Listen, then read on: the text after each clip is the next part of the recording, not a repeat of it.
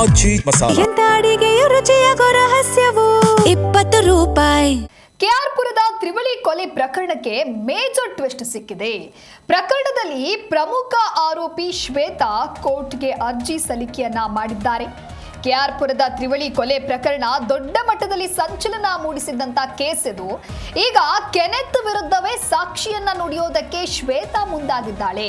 ಅಂದ್ರೆ ಪ್ರಿಯಕರನ ವಿರುದ್ಧವಾಗಿ ಸಾಕ್ಷಿ ನುಡಿಯೋದಕ್ಕೆ ಪ್ಲಾನ್ ಅನ್ನ ಹಾಕೊಂಡಿದ್ದಾಳೆ. 29ನೇ ಎಸಿಜೆಎಂ ನ್ಯಾಯಾಲಯಕ್ಕೆ ಶ್ವೇತಾ ಅರ್ಜಿ ಸಲ್ಲಿಕೆ ಮಾಡಿದ್ದಾರೆ. ಕೊಲೆಯಲ್ಲಿ ಭಾಗಿ, ಆದ್ರೆ ಕೊಲೆ ಮಾಡಿದ್ದು ಮಾತ್ರ ತನ್ನ ಗೆಳೆಯ ಕೆನೆತ್. ನಾನು ಕೊಲೆಯ ಸಂದರ್ಭದಲ್ಲಿ ಇದ್ದೆ ಅಷ್ಟೇ, ಚಾಕುವಿನಿಂದ ಚುಚ್ಚಿದ್ದು ನಾನಲ್ಲ. ಈ ರೀತಿಯಾಗಿ ಶ್ವೇತಾ ಈಗ ಅರ್ಜಿಯನ್ನು ಸಲ್ಲಿಕೆ ಮಾಡಿದ್ದಾರೆ.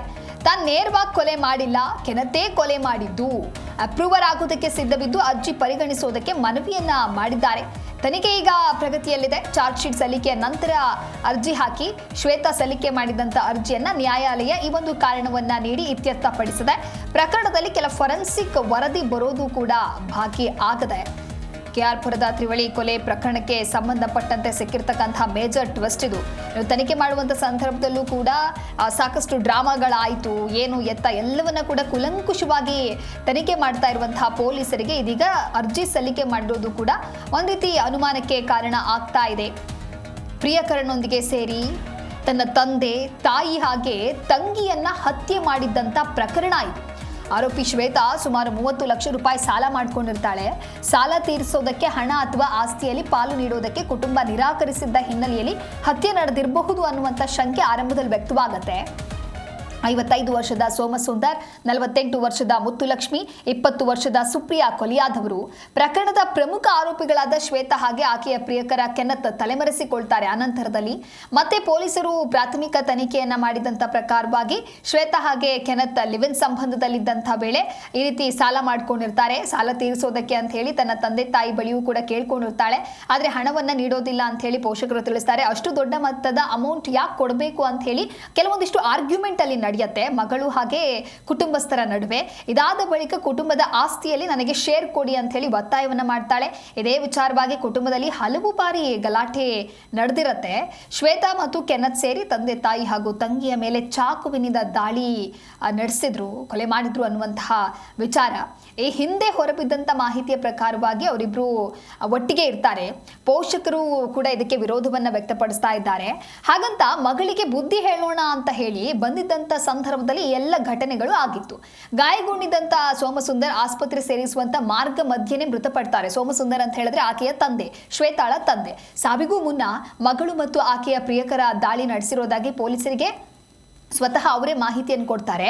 ಪ್ರಕರಣದ ತನಿಖೆಯನ್ನು ಪೊಲೀಸರು ತೀವ್ರಗೊಳಿಸಿದ್ರು. ಆರೋಪಿ ಶ್ವೇತಾ ಮತ್ತು ಕೆನತ್ ಪತ್ತೆಗಾಗಿ 4 ವಿಶೇಷ ತಂಡಗಳನ್ನು ರಚನೆ ಮಾಡಿದ್ರು. ಶೋಧ ಕಾರ್ಯ ಮುಂದುವರಿಯುತ್ತೆ. ಎಲ್ಲೆಲ್ಲೋ ಹೋಗಿ ತಲೆಮರೆಸಿಕೊಂಡಿರ್ತಾರೆ. ಆ ಸಂದರ್ಭದಲ್ಲಿ ಪೊಲೀಸರು ನಿರಂತರವಾಗಿ ಕಾರ್ಯಾಚರಣೆಯನ್ನು ನಡೆಸ್ತಾರೆ. ಕೊನೆಗೂ ಕೂಡ ಇಬ್ಬರನ್ನ ಲಾಕ್ ಮಾಡ್ತಾರೆ. ಈಗ ವಿಚಾರಣೆ ಒಂದು ರೀತಿ ನಡೀತಾ ಇದೆ, ಪ್ರೊಸೆಸಿಂಗ್ ನಲ್ಲಿ ಇದೆ. ಆ ಸಂದರ್ಭದಲ್ಲಿ ಆರೋಪಿ ಆಗಿರುವಂತ ಶ್ವೇತಾ ಕೋರ್ಟ್ಗೆ ಅರ್ಜಿ ಸಲ್ಲಿಕೆಯನ್ನು ಮಾಡಿದ್ದಾರೆ. ಹಾಗಾದ್ರೆ ಅರ್ಜಿಯಲ್ಲಿ ಏನಿದೆ ಅಂತ ಹೇಳಿದ್ರೆ ಕೆನತ್ನ ವಿರುದ್ಧವೇ ಸಾಕ್ಷಿ ನುಡಿಯೋದಕ್ಕೆ ಈ ಶ್ವೇತಾ ಮುಂದಾಗಿದ್ದಾಳೆ. 29ನೇ ಎಸಿಜೆಎಂ ನ್ಯಾಯಾಲಯಕ್ಕೆ ಶ್ವೇತಾ ಅರ್ಜಿ ಸಲ್ಲಿಕೆ ಮಾಡಿದ್ದಾರೆ. ಆ ಅರ್ಜಿಯಲ್ಲಿ ಉಲ್ಲೇಖ ಆಗಿರುವಂಥದ್ದು ತಾನು ಕೊಲೆಯಲ್ಲಿ ಭಾಗಿಯಾಗಿರೋದು ಹೌದು, ಕೊಲೆ ಮಾಡಿದ್ದು ಮಾತ್ರ ಗೆಳೆಯ ನಾನಲ್ಲ, ಚಾಕು ಚುಚ್ಚಿದ್ದು ತನ್ನ ಗೆಳೆಯ ಕೆನತ್ ಅನ್ನುವಂಥ ವಿಚಾರವನ್ನ ಇದೀಗ ತಿಳಿಸಿದ್ದಾಳೆ. ಆಕೆ ಕೊಲೆ ಮಾಡಿದ್ದು ಸ್ವಂತ ತಂದೆ ತಾಯಿ ಮಗಳು, ತನ್ನ ಕುಟುಂಬಸ್ಥರು ಆಗ ಮಾಡಿರುವಂಥ ಪ್ರೀ ಪ್ಲಾನ್. ಅದಾದ ನಂತರದಲ್ಲಿ ಕೆನೆತ್ ಹಾಗೆ ಇವರಿಬ್ಬರ ಮೇಲೂ ಕೂಡ ಆರೋಪ ಬರುತ್ತೆ. ಈಗ ತನಿಖೆ ನಡೀತಾ ಇರುವಂಥ ಸಂದರ್ಭದಲ್ಲಿ ತನ್ನ ಪಾತ್ರ ಏನೂ ಇಲ್ಲ, ಎಲ್ಲವೂ ಕೂಡ ತನ್ನ ಗೆಳೆಯ ಕೆನೆತ್ನದ್ದೇ ಅನ್ನುವಂತಹ ವಿಚಾರವನ್ನು ಆಕೆ ಅರ್ಜಿಯಲ್ಲಿ ಮೆನ್ಷನ್ ಮಾಡಿದ್ದಾಳೆ. ಹಾಗಾಗಿ ಈಗ ತನಿಖೆ ನಡೀತಾ ಇರೋದ್ರಿಂದಾಗಿ ಈ ವಿಚಾರವಾಗಿ ಯಾವುದೇ ರೀತಿ ತನಿಖೆ ಮಾಡೋದಕ್ಕಾಗೋದಿಲ್ಲ, ಅರ್ಜಿಯನ್ನು ಸ್ವೀಕಾರ ಮಾಡೋದಕ್ಕಾಗೋದಿಲ್ಲ ಅಂತ ಹೇಳಿ ಇತ್ಯರ್ಥಗೊಳಿಸಿದ್ದಾರೆ. ಈ ಕುರಿತು ಮತ್ತಷ್ಟು ಮಾಹಿತಿಯನ್ನು ನೀಡ್ತಾರೆ ನಮ್ಮ ಪ್ರತಿನಿಧಿ ವಿಶ್ವನಾಥ್ ದೂರವಾಣಿ ಸಂಪರ್ಕದಲ್ಲಿ. ವಿಶ್ವನಾಥ್, ಕೆಆರ್ಪುರದ ತ್ರಿವಳಿ ಕೊಲೆ ಪ್ರಕರಣ ದೊಡ್ಡ ಮಟ್ಟದಲ್ಲಿ ಸಂಚಲನಕ್ಕೆ ಕಾರಣ ಆಗಿತ್ತು. ಸದ್ಯ ಈಗ ಒಂದ್ ಕಡೆ ತನಿಖೆ ನಡೀತಾ ಇದೆ, ಇನ್ನೊಂದ್ ಕಡೆ ಈಗ ಶ್ವೇತಾ ಕೆನತ್ ಮೇಲೇನೆ ಆರೋಪ ವಹಿಸ್ತಾ ಇದ್ದಾರೆ ಅಂತ ಹೇಳಿದ್ರೆ ನ್ಯಾಯಾಲಯ ಇದಕ್ಕೆ ಏನ್ ಹೇಳಿದೆ? ಸದ್ಯಕ್ಕೆ ಸಿಗ್ತಾ ಇರುವಂತ ಮಾಹಿತಿ ಏನು? ದಿವ್ಯಾ, ಕೆಲ ದಿನಗಳ ಹಿಂದೆ ಕೆಆರ್ಪುರಂ ಠಾಣಾ ವ್ಯಾಪ್ತಿಯಲ್ಲಿ ನಡೆದಂತಹ ಒಂದು ತ್ರಿವಳಿ ಮರ್ಡರ್ ಏನಿದೆ, ಅಂದ್ರೆ ಅಪ್ಪ, ಅಮ್ಮ ಮತ್ತು ತಂಗಿಯನ್ನ ಪ್ರಿಯಕರನ ಜೊತೆ ಸೇರ್ಕೊಂಡು ಹತ್ಯೆ ಮಾಡಿದಂತಹ ಪ್ರಕರಣಕ್ಕೆ ಸಂಬಂಧಪಟ್ಟಂತೆ ಈ ಆರೋಪಿ ಶ್ವೇತಾ ಹಾಗೂ ಈ ಪ್ರಿಯತಮ ಕೆನತ್ ಏನಿದ್ದಾನೆ ಈತನ ಇಬ್ಬರನ್ನು ಕೂಡ ಬಂಧಿಸಿ ಅಧಿಕಾರಿಗಳು ತನಿಖೆಯನ್ನು ನಡೆಸ್ತಾ ಇದ್ರು. ಈಗಾಗಲೇ 29ನೇ ACJM ಕೋರ್ಟ್ಗೆ ಈ ಒಂದು ಪ್ರಕರಣ ಬರುತ್ತೆ ವ್ಯಾಪ್ತಿಗೆ. ಸದ್ಯ ಈ ಕೊಲೆ ಪ್ರಕರಣದಲ್ಲಿ ನಾನು ಭಾಗಿಯಾಗಿದ್ದೇನೆ, ಆದ್ರೆ ಕೊಲೆಯ ತೀರ್ಮಾನ ಮತ್ತು ಕೊಲೆ ಮಾಡಿದ್ದು ಕೆನತ್ ನನ್ನ ಫ್ರೆಂಡು ಅನ್ನೋ ಒಂದು ಆಂಗಲ್ ನಲ್ಲಿ ಈಕೆ ಏನಿದ್ದಾಳೆ ಅಂದ್ರೆ ಶ್ವೇತಾ ಏನಿದ್ದಾಳೆ ಆಕೆ ಮಾಫಿ ಸಾಕ್ಷಿಗೆ ಈಗ ಅಪ್ರೂವರ್ ಆಗ್ತೀನಿ ಅಂತ ಕೂಡ ಒಪ್ಕೊಂಡಿರುವಂತದ್ದು. ನಾನು ಕೊಲೆ ನಡೆದ ಸಂದರ್ಭದಲ್ಲಿ ಇದ್ದೆ, ಆದ್ರೆ ಚಾಕುವಿನಿಂದ ನಾನು ಚುಚ್ಚಿಲ್ಲ, ನಾನು ನೇರವಾಗಿ ಕೊಲೆ ಮಾಡಿಲ್ಲ, ಕೆನತ್ ಕೊಲೆ ಮಾಡಿದ್ದಾನೆ, ಆ ಸಂದರ್ಭದಲ್ಲಿ ನಾನು ಜೊತೆಗಿದ್ದೆ, ನಾನು ಅಪ್ರೂವರ್ ಆಗೋದಕ್ಕೆ ಸಿದ್ಧ ಇದ್ದೀನಿ ಅಂತ. ನೋಡಿ, ಇಲ್ಲಿ ಗಮನಿಸಬೇಕಾದ ಸಂಗತಿ ಅಂತಂದ್ರೆ, ಒಂದು ಕಡೆ ನಟ ದರ್ಶನ್ ಹಾಗೂ ಪವಿತ್ರ ಗೌಡ ಏನು ಈ ಒಂದು ರೇಣುಕಾಸ್ವಾಮಿ ಕೊಲೆ ಪ್ರಕರಣಕ್ಕೆ ಸಂಬಂಧಪಟ್ಟಂತೆ ಈಗಾಗಲೇ ಜೈಲಲ್ಲಿದ್ದಾರೆ. ಅವರ ವಿರುದ್ಧವಾಗೂ ಕೂಡ ನಾನು ಒಂದು ಅಪ್ರೂವರ್ ಆಗೋಕೆ ಇಷ್ಟಪಡ್ತೀನಿ ಅಂತ ಹೇಳ್ಬಿಟ್ಟು ಕೋರ್ಟ್ಗೂ ಕೂಡ ಅರ್ಜಿಯನ್ನ ಈ ಪ್ರದೋಷ್ A14 ಆರೋಪಿ ಸಲ್ಲಿಕೆ ಮಾಡಿದ. ಅದೇ ರೀತಿಯಾಗಿ ಇಲ್ಲಿ ನಾನು ಕೊಲೆಯನ್ನ ಮಾಡಿಲ್ಲ, ನಾನು ಕೊಲೆ ಆದಂತಹ ಸಂದರ್ಭದಲ್ಲಿ ಸ್ಥಳದಲ್ಲಿದ್ದೆ, ನಾನು ಅಪ್ರೂವರ್ ಆಗೋಕೆ ಸಿದ್ಧ ಇದ್ದೀನಿ ಅಂತ ಶ್ವೇತಾ ಕೋರ್ಟ್ಗೆ ಅರ್ಜಿಯನ್ನ ಸಲ್ಲಿಸಿರುವಂತದ್ದು. ಈಗಾಗಲೇ ಈ ಒಂದು ಅರ್ಜಿಯನ್ನ ಈ ಕೋರ್ಟ್ ಏನಿದೆ ಚಾರ್ಜ್ ಶೀಟ್ ಅನ್ನ ಸಲ್ಲಿಕೆ, ಈಗಾಗಲೇ ತನಿಖೆ ಹಂತದಲ್ಲಿದೆ ಪ್ರಕರಣ.